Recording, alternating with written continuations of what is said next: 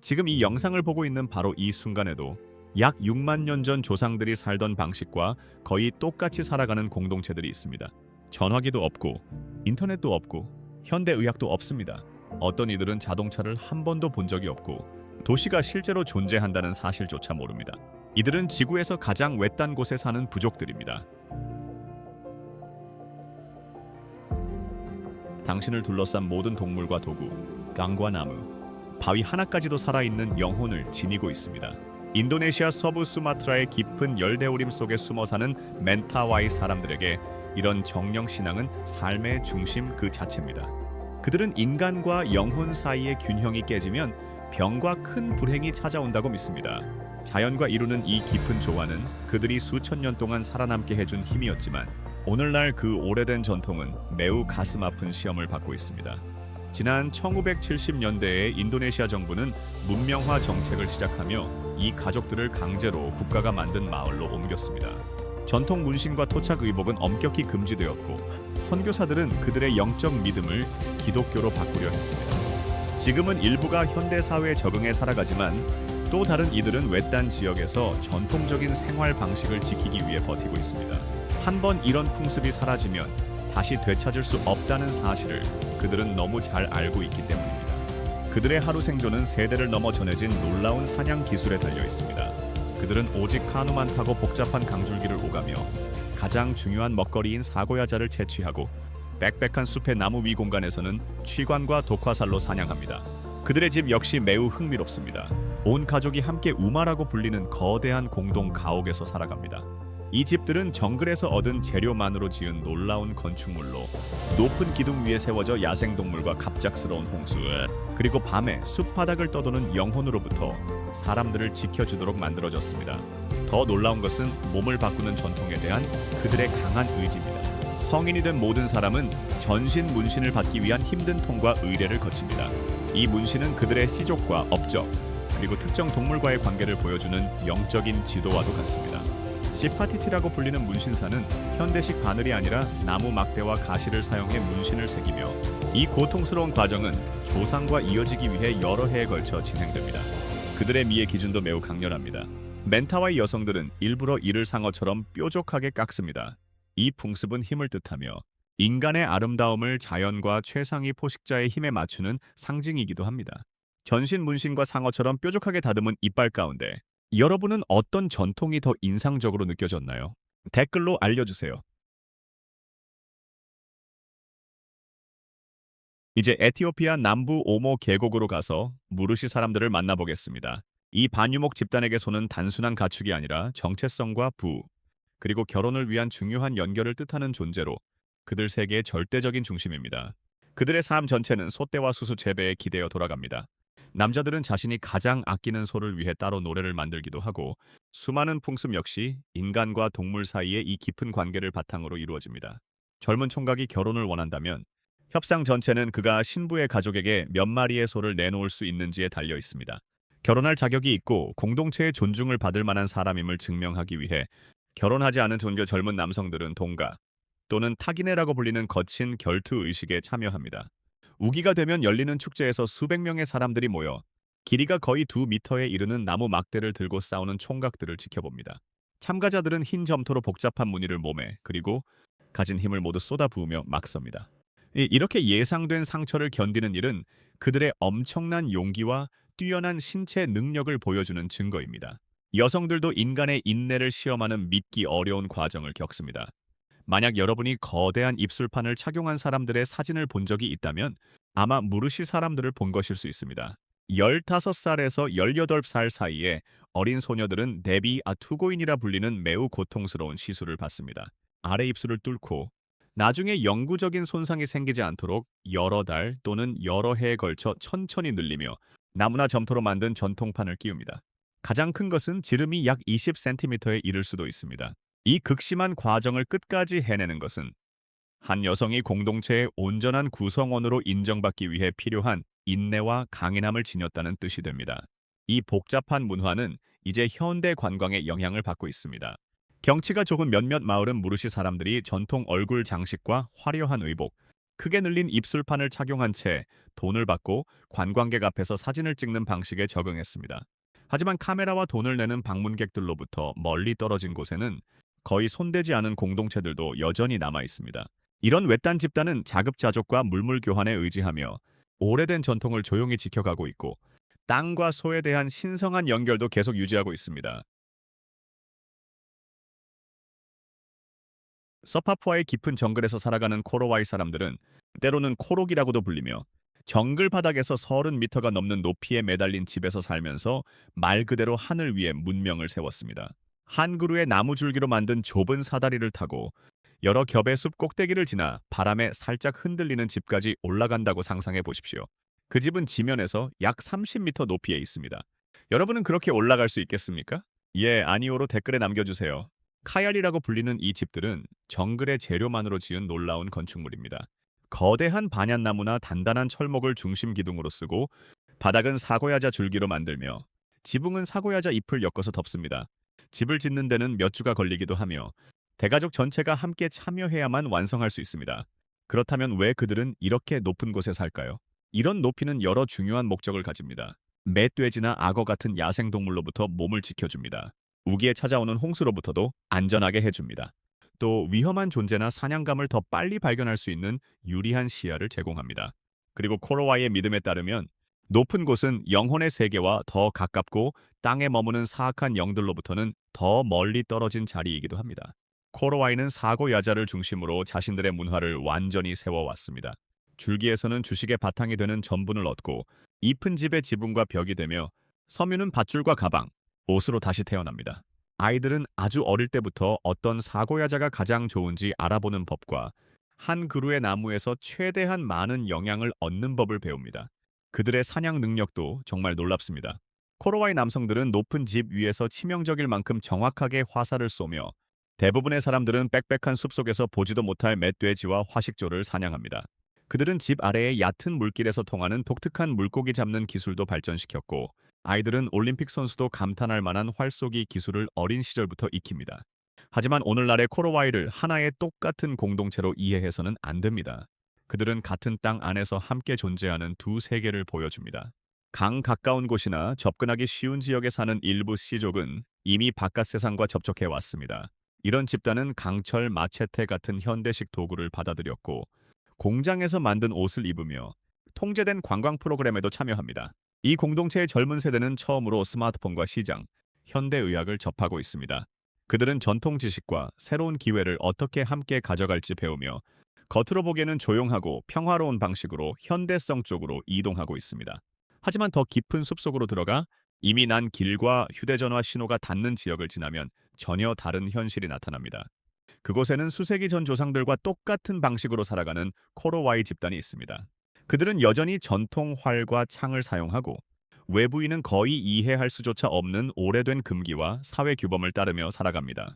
이렇게 고립된 집단에게 바깥 세상은 더 나은 미래를 약속하는 존재가 아닙니다. 그것은 그들의 정체성과 생존을 이루는 모든 것을 무너뜨릴 수 있는 위협입니다. 브라질 북부와 베네수엘라 남부에 걸쳐 펼쳐진 거대한 열대우림 속에서 살아가는 야노마미는 아마존에서 가장 큰 토착 집단 가운데 하나이며 그들의 풍습은 현대 사회가 이미 잊어버린 인간관계의 깊은 진실을 보여줍니다. 야노마미는 우리처럼 집을 하나씩 떨어뜨려 짓고 살지 않습니다. 대신 마을 전체가 샤보노라고 불리는 하나의 거대한 둥근 지붕 아래에서 함께 살아갑니다. 수십 명, 때로는 수백 명까지 함께 지낼 수 있는 구조를 떠올려 보십시오. 우리가 당연하게 여기는 사적인 공간은 그곳에 거의 존재하지 않습니다. 가족들은 공간과 불, 음식과 의식을 함께 나누며 우리 대부분이 평생 경험하지 못할 만큼 강한 유대를 만듭니다. 이 샤보노는 영구적인 건물이 아닙니다. 야노마미는 흙의 힘이 약해지거나 주변 자원이 줄어들거나 이웃 집단과의 갈등 때문에 그곳이 위험해지면 4년에서 6년마다 새로 짓고 다른 곳으로 옮겨갑니다.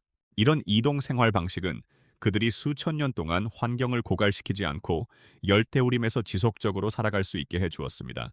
그들의 식사는 주로 플랜테인과 카사바, 과일, 사냥한 동물, 물고기, 심지어 곤충에서도 나옵니다. 그들은 빽빽한 정글 속에서 동물의 흔적을 읽어내고 날씨 변화를 예측하며 어떻게 다루느냐에 따라 사람을 살릴 수도 죽일 수도 있는 식물을 구별해냅니다.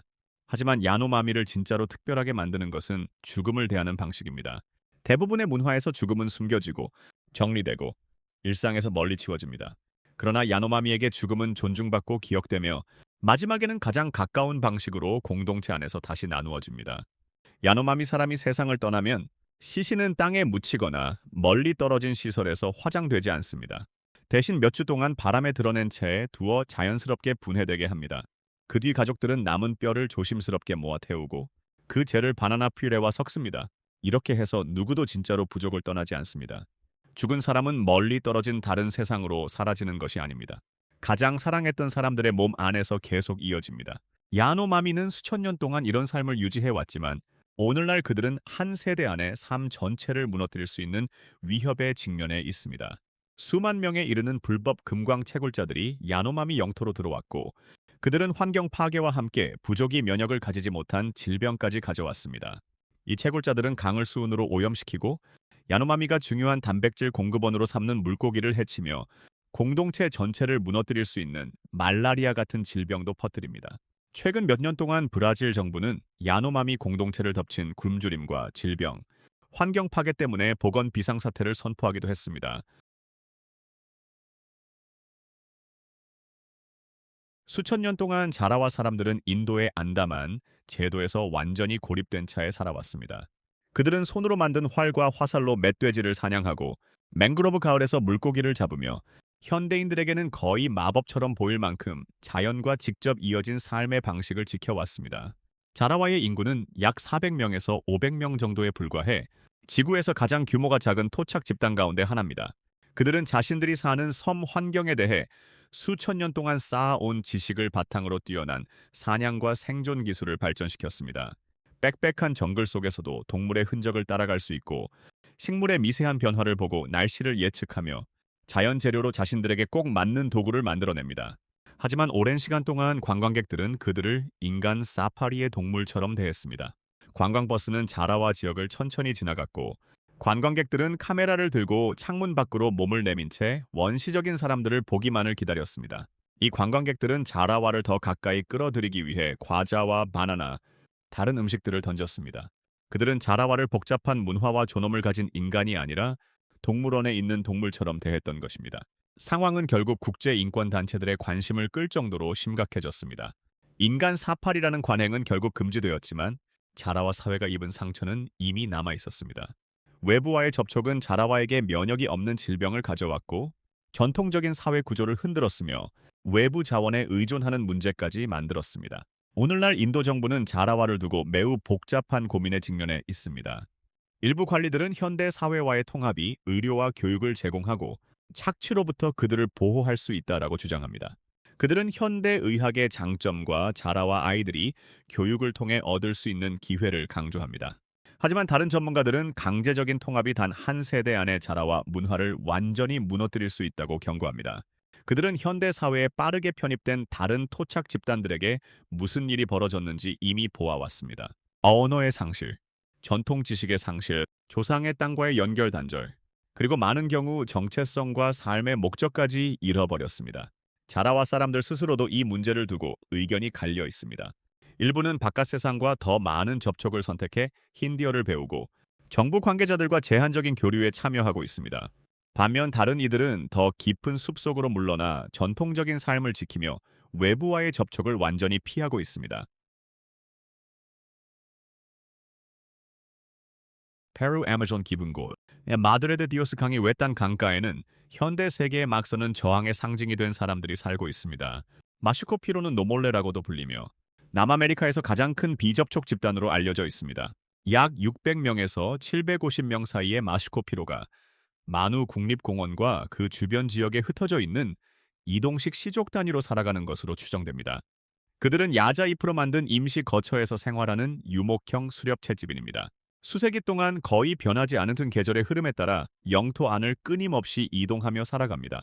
그들의 식단은 원숭이와 멧돼지, 지오브, 목고기, 과일, 야자 전분으로 이루어집니다. 그들은 길이가 2미터를 넘을 수 있는 활을 사용하는 숙련된 사냥꾼이며 화살 끝에는 날카롭게 다듬은 대나무나 뼈가 달려 있습니다. 그들은 헤니파 열매와 아치오테 알료로 만든 물감으로 몸을 장식하고 다른 많은 아마존 집단보다 키가 큰 편으로도 알려져 있습니다. 오랜 세월 동안 마슈코피로는 바깥 세상에 거의 보이지 않는 존재였습니다. 그들은 외부와의 접촉을 피했고 들키지 않기 위해 계속 이동했으며 아마존 열대우림에서도 가장 외진 지역에서 전통적인 삶을 지켜왔습니다. 하지만 산림 파괴와 자원 개발이 빨라지면서 마슈코피로는 점점 더 절박한 상황으로 밀려나고 있습니다. 1990년대 이후, 특히 최근 몇 년 사이에는 강가에 나타난 마슈코피로 집단이 여러 차례 목격되었습니다. 때로는 버려진 야영지나 정착지에서 주워온 현대 물건을 들고 있는 모습도 보였습니다. 이런 만남은 평화롭지 않았습니다. 2022년에는 산림개발구역 주변에서 공격이 기록되었고 적어도 한 명의 벌목 노동자가 숨지고 또 다른 한 명이 마슈코피로의 화살에 다쳤습니다. 2024년에는 비슷한 상황에서 두 명의 산림 노동자가 더 목숨을 잃었습니다.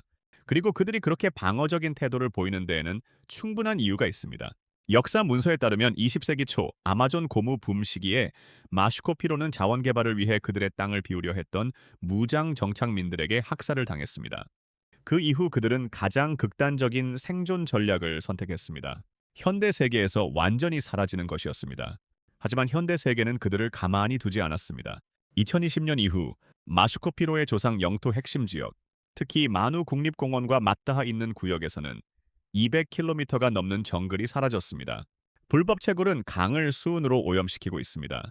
벌목 노동자들은 그들의 인구를 무너뜨릴 수 있는 질병을 가져옵니다. 관광객들도 때로는 자신도 모르게 마슈코피로가 신성하게 여기는 보이지 않는 경계를 넘어갑니다. 마슈코피로는 이런 위협에 대응하기 위해 정교한 의사소통 체계를 발전시켰습니다. 그들은 숲속 새소리를 흉내낸 휘파람으로 서로 신호를 보내는 모습이 관찰되었고 이를 경고나 영역 표시로 사용합니다. 그들이 강가의 모습을 드러낼 때 그것은 접촉을 원해서가 아닙니다. 외부인들이 계속 이해하지 못하는 영토의 경계를 분명히 알리는 행동입니다. 그들이 사람이 사는 지역 가까이로 밀려 나올 때마다 관련된 모두의 위험은 더 커집니다. 마슈코피로는 흔한 질병에 대한 면역이 전혀 없기 때문에 외부와의 접촉은 그들의 전체 인구를 사라지게 할 건강 재앙으로 이어질 수 있습니다. 동시에 영토 침범에 대한 그들의 방어적 대응은 벌목 노동자와 관광객, 연구자들을 폭력적인 충돌의 위험 속에 놓이게 합니다.